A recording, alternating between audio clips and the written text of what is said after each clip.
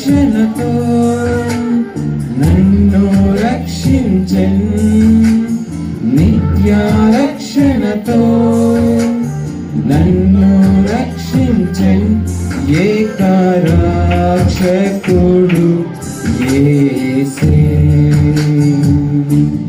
లోకరక్షకుడు యేసే.